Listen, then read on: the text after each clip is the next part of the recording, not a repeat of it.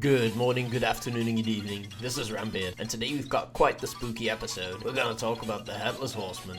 Oh yeah. A long time ago, at a pumpkin farm in the Tyrrellsford Glades lived a happy family, the Thompson family. Father Thompson, Sir Thomas, was a paladin of the Silver Hand that stood up against Arthas when the prince wanted to purge Stratholme. After this, Sir Thomas witnessed a lot of important events, like the betrayal of Baron Rivendare. He witnessed the scourge that destroyed Lordaeron, and that led him to fear for his family, and so he sent his wife Susanna, his daughter Gina, and his son Joel to a boat that would take them to Kalimdor. There they would be safe, Thomas thought. The three were hindered by some complications that prevented them from leaving the Eastern Kingdoms. Sir Thomas got word that his family did not reach Kalimdor, and he thought that their ship had been destroyed in a storm. Meanwhile, Sir Thomas stayed in service of the Hand, up until the point where the order was broken. After that, he joined the Scarlet Crusade to continue fighting against the Scourge. Sir Thomas' family had since taken refuge in a small town near the coast, and they were not the only refugees. The Scarlet Crusade sent out a party to check on the town, and Sir Thomas joined in, thinking it would just be to check if the town had fallen to the plague or not.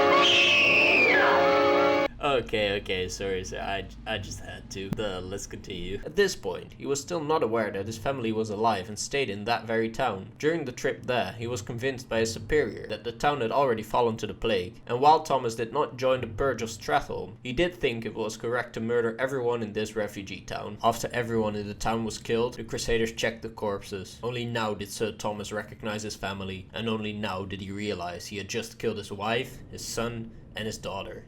He broke. He went back to the Scarlet Monastery, but it was already too late. He was cursed, and in the monastery he went mad. He thought everyone was infected by the plague except for himself. During Hallow's End, he slaughtered countless of his fellow Scarlet Crusaders, and thus he was beheaded. His superior, Dathraen, who was in truth the Nethrezim Balnazar, decided to resurrect Sir Thomas as a Death Knight using his own blood, and so created the Headless Horseman. As a Death Knight, Sir Thomas had his own free will, but he was still a slave to his madness. Every year around Hallow's End, he rises from his grave to kill the living, thinking that they are dead and that he is still alive. He flies over alliance and horde towns, setting them ablaze, causing chaos all around. Few adventurers dared to stand up against this maddened Death Knight, but at one point we dared to take the fight to Sir Thomas's tomb in the Scarlet Monastery.